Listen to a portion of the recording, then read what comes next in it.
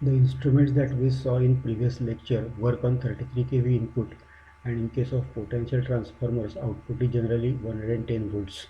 If this output is used for measurement purpose, then supply simply by keeping one rotary switch, voltage of any phase may be seen on single voltmeter. The voltmeter shall be calibrated to show 33 kilovolts on meter when 110 volts are actually present between phase and earth. In case of current transformer, it has to measure current through 33 kV line. If we consider delta to delta transformer, then 151 amperes of phase current in primary delta will be stepped down by 1:3. So secondary phase current would be approximately 50 amperes and corresponding line current would be 86.6 amperes.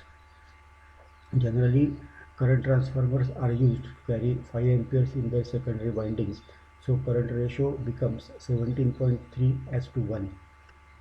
When 33 kV line carries full load current, meter would be showing 86.6 amperes of current, but actual current that is passing would be 5 amperes. When emitter measures current through R phase conductor, CT of other two phases Y and B must be short circuited because CTs are never kept open circuited when primary conductor is carrying some current.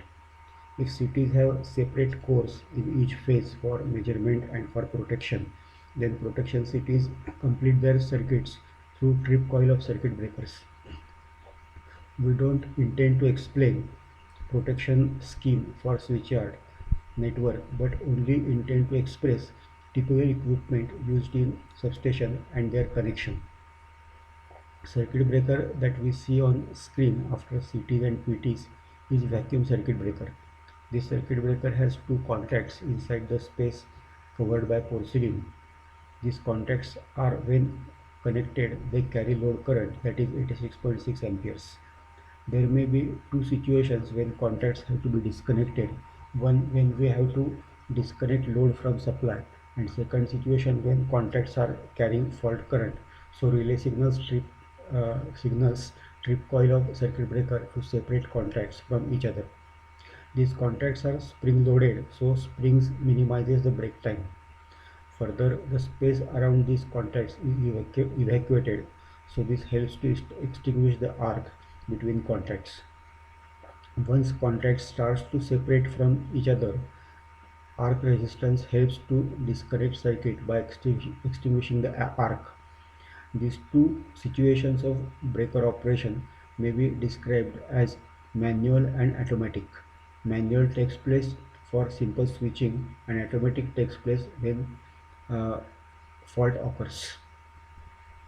It may be noted for automatic operation of circuit breaker, DC supply is needed, which has to be independent DC supply. When fault occurs, uh, overcurrent relay connects DC supply with trip coil of circuit breaker and load disconnects from 33 kV supply. The top view on screen shows total 6 circuit breakers, out of which 3 are for 3 main transformers, 2 for outgoing feeders, and 1 is for supplying the power to auxiliary station transformer.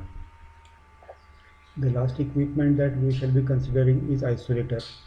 Isolators are simple manual switches for additional safety. The top view that we see on screen has 18 isolators with 6 isolators for each phase. Interconnection of isolators and lifting of phasors from existing level to some higher level for transmission purpose may be seen on front view of substation. The control cabin would have 3 panels for 3 incoming feeders, 3 panels for 3 outgoing feeders. Each one would have voltmeter, ammeter and overcurrent relay. DC supply from bank of batteries is provided through these panels up to circuit breaker coils.